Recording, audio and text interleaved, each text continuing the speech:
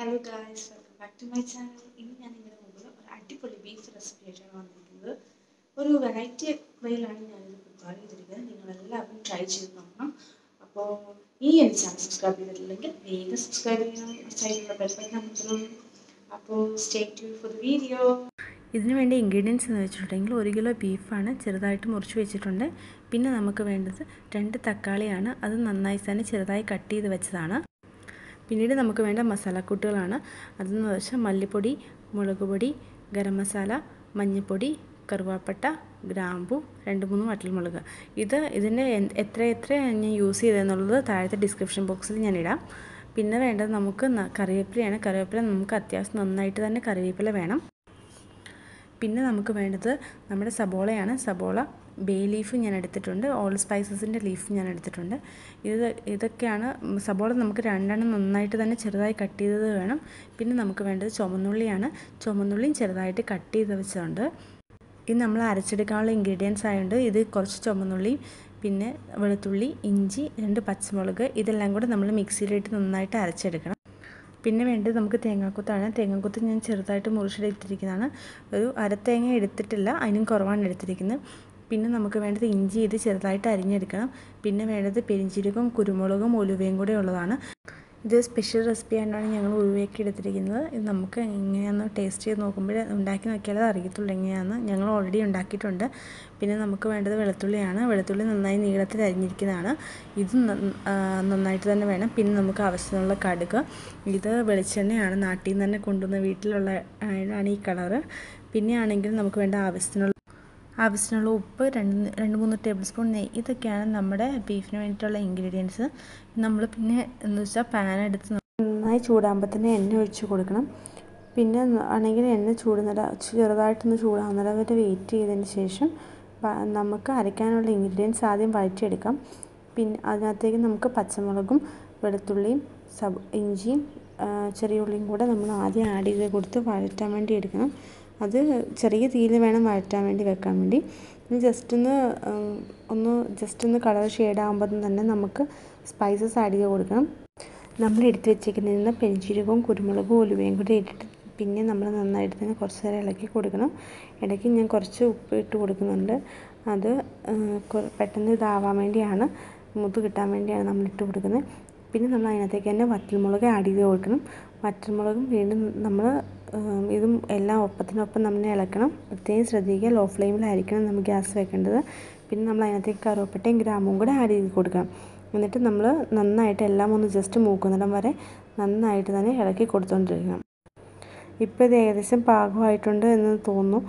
എന്നിട്ട് നമ്മൾ കറിവേപ്പില ലാസ്റ്റ് നമ്മൾ അതിനകത്തേക്ക് ആഡ് ചെയ്ത് കൊടുക്കണം.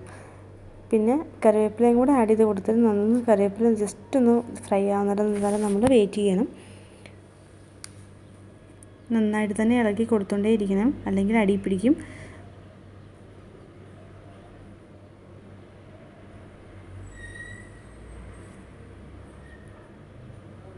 ഇതിപ്പോൾ ഏകദേശം നന്നായി തന്നെ മൂത്തൊന്ന് കാണുമ്പോൾ പിന്നെ നമുക്ക് ബാക്കി പൊടികൾ നമ്മൾ എടുത്ത് വെച്ചിരിക്കുന്ന പൊടികൾ ഇട്ട് കൊടുക്കണം.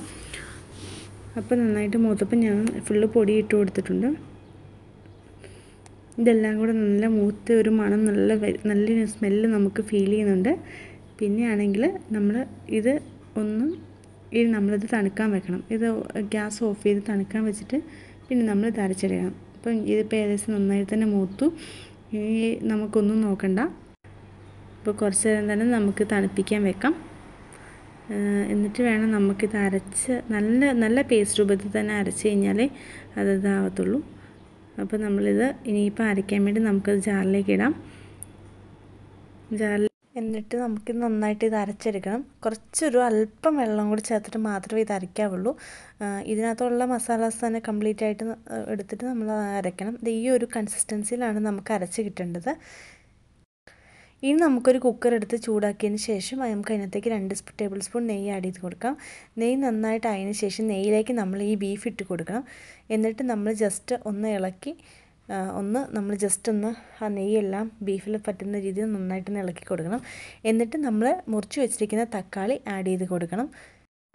തക്കാളി ആഡ് ചെയ്ത ശേഷം നമ്മൾ നേരത്തെ എടുത്ത് വെച്ചിരുന്ന ഓൾ സ്പൈസസിൻ്റെ ലീഫും ബേ ലീഫും കൂടി നമ്മൾ ഇട്ട് കൊടുത്തു.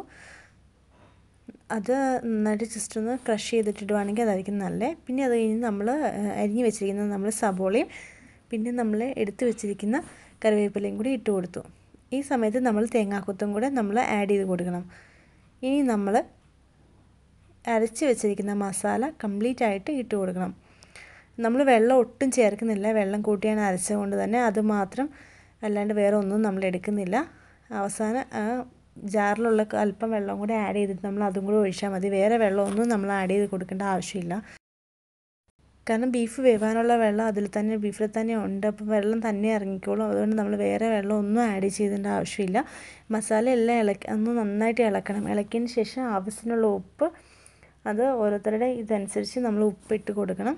അത് ഞങ്ങൾ ആവശ്യത്തിനുള്ള ഉപ്പിട്ട് കൊടുത്ത് ഇനി നമുക്ക് എല്ലാം കഴിഞ്ഞ് നമ്മൾ ഫുള്ള് സെറ്റാക്കി നമ്മൾ വിസിലടിച്ച് ഒരു 5-6 വിസിലടിച്ച് വെക്കണം.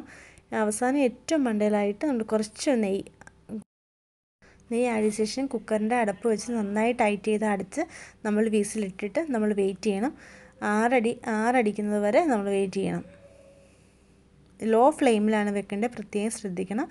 നമ്മൾ 6 അടിക്കുന്നത് വരെ, ഇപ്പം 6 അടിച്ചു, നന്നായിട്ട് വെന്തിട്ടുണ്ട്.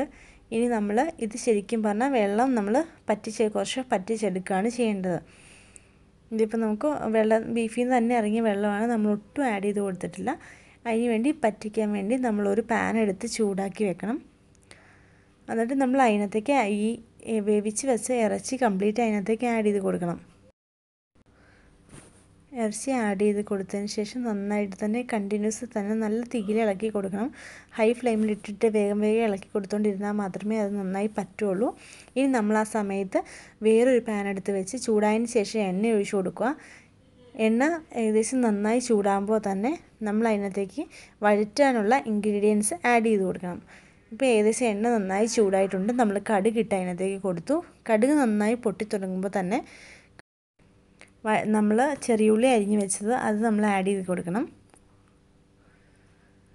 പിന്നെ ഇനി അത് മൂപ്പിക്കേണ്ട സമയമാണ്. ചെറിയുള്ളി നന്നായിട്ട് മൂപ്പിക്കാൻ തന്നെ നമ്മൾ നീളത്തിൽ അരിഞ്ഞ് വെച്ചിരുന്ന വെളുത്തുള്ളി, പിന്നെ ചെറുതായിട്ട് അരിഞ്ഞ് വെച്ചിരുന്ന ഇഞ്ചി, പിന്നെ കുറച്ച് കറിവേപ്പില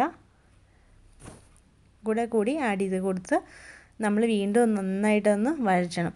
അതിൻ്റെ ആ പച്ചമണം മാറുന്നിടം വരെ നന്നായിട്ട് വീണ്ടും വഴറ്റി കൊടുക്കുക. കുറച്ച് നമുക്കൊരല്പം ഒരു പൊടിക്കൊരു ഉപ്പിട്ട് കൊടുക്കുകയാണെങ്കിൽ കുറച്ചുകൂടി നന്നായിട്ട് അത് വഴഞ്ഞ് കിട്ടുകയും ചെയ്യും, ഒത്തിരി വേവാതെ ഇരിക്കുകയും ചെയ്യും. അപ്പം നമ്മളൊരു പൊടിക്കൊരു കുറച്ചൊരു ഉപ്പും കൂടെ ആഡ് ചെയ്ത് കൊടുക്കണം. ഒത്തിരി ഉപ്പ് ആഡ് ചെയ്ത് കൊടുക്കരുത്, കാരണം നമ്മൾ ഓൾറെഡി കറികൾക്കെല്ലാം നമ്മൾ ഉപ്പ് ആദ്യം ആഡ് ചെയ്ത് കൊടുത്തിട്ടുണ്ട്. അതുകൊണ്ട് നമ്മൾ അധികം ഉപ്പൊന്നും ആഡ് ചെയ്യാൻ പാടില്ല. ഇതിപ്പോൾ ഏകദേശം നന്നായി തന്നെ വഴറ്റിയിട്ടുണ്ട്. ഇനി നമുക്ക് ഇത് കുറച്ച് അധികം ഒരു പച്ചമണം മാറുന്നിടം വരെ നമ്മൾ വഴറ്റിയാൽ മതി. ഒത്തിരി വെന്ത് പോകാൻ പാടില്ല, കാരണം നമ്മൾ ഇറച്ചി കഴിക്കുമ്പോൾ തന്നെ ഏകദേശം നമ്മൾ ചവച്ച് നിൽക്കുന്ന ആ ഒരു ഇതിൽ നിൽക്കണം. പിന്നെ ആണെങ്കിൽ നമ്മളിത് നേരിട്ട് കറിയിലേക്ക് ആഡ് ചെയ്ത് കൊടുക്കാം. ഈ കറിയിലേക്ക് നമ്മൾ ആഡ് ചെയ്തതിന് ശേഷം നന്നായി ഇളക്കി ഇനി നമ്മളത് കുറച്ച് നേരം നന്നായിട്ട് ഓപ്പൺ ചെയ്ത് തന്നെ വെച്ചിട്ട് വേവിക്കണം. കാരണം ഇനി നന്നായിട്ട് ആ വെള്ളം പറ്റിയാൽ മാത്രമേ നമുക്ക് നന്നായിട്ട് ബീഫിനെ നമുക്ക് വഴറ്റിയെടുക്കാൻ പറ്റുള്ളൂ. ഇത് ശരിക്കും എന്താ പറയുക, നല്ലതായിട്ടൊരു ടേസ്റ്റി ആയിട്ടുള്ളതാണ്. ആ ഒരു സ്മെല്ലൊക്കെ എന്ന് പറയുമ്പോൾ ഒരു സ്പെഷ്യൽ സ്മെല്ലാണ്. എല്ലാവരും ഒന്ന് ട്രൈ ചെയ്ത് നോക്കണം. അപ്പം നന്നായിട്ട് നമ്മളത് ഇളക്കണം. ഇനിയെന്ന് വെച്ചിട്ടുണ്ടെങ്കിൽ കുറച്ച് നേരം അത് ഓപ്പണായിട്ട് വേവിക്കാൻ തന്നെ വെക്കണം. എന്നാൽ മാത്രമേ അത് നന്നായിട്ട് ആ വെള്ളം എല്ലാം പറ്റുള്ളൂ. ഇപ്പം നന്നായിട്ട് ഇറച്ചി തിളയ്ക്കുന്നുണ്ട്. അപ്പോൾ ഏകദേശം വെള്ളം പറ്റാനുള്ള സമയമായെന്നാണ്. ഇനിയിപ്പം ഓരോരോ ഇത് കുറച്ചായിട്ട് വെള്ളം പറ്റിയതിന് ശേഷം ഞാൻ നിങ്ങളെ കാണിക്കാം. ഇപ്പോൾ കുറച്ചുകൂടെ തിക്ക് കൺസിസ്റ്റൻസിയിൽ തന്നെ വെള്ളം പറ്റിയിട്ടുണ്ട്. ഇനിയും കുറച്ചുകൂടെ നമ്മൾ ഡ്രൈ ആകുന്നിടം വരെ നമ്മൾ വെയിറ്റ് ചെയ്യണം. എത്രത്തോളം നിങ്ങൾക്കൊരു കുറച്ച് ഒത്തിരി ഡ്രൈ ആക്കാനും പാടില്ല, ഇച്ചിരി ഈ ഒരു പരുവത്തിലാണ് നമുക്ക് വേണ്ടത്. ഇപ്പം നമുക്ക് റെഡി ടു സെർവിനുള്ള ടൈം ആയിട്ടുണ്ട്. ഇപ്പോൾ ലാസ്റ്റത്തെ ഒരു ഫൈനൽ ടച്ചപ്പായിട്ട് നമുക്ക് ജസ്റ്റ് കുറച്ചുകൂടെ ഒന്ന് ഇളക്കി കൊടുക്കാം. അടി പിടിക്കാതിരിക്കാൻ നിങ്ങൾ പ്രത്യേകം ശ്രദ്ധിക്കണം. അപ്പോൾ അധികം ഇനി ഇളക്കി കൊടുക്കേണ്ട ആവശ്യമൊന്നുമില്ല. നമുക്കൊരു സെർവിങ് ഡിഷിലേക്ക് പകരാം.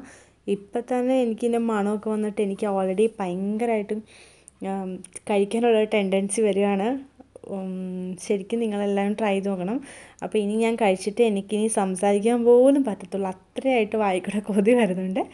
അപ്പോൾ എല്ലാവരും ഇത് വീട്ടിൽ ട്രൈ ചെയ്ത് നോക്കണം. ഇനിയും എൻ്റെ വീഡിയോസ് എല്ലാം കാണണം, സബ്സ്ക്രൈബ് ചെയ്യണം, സപ്പോർട്ട് ചെയ്യണം. അപ്പോൾ stay tuned for my next video. Bye bye.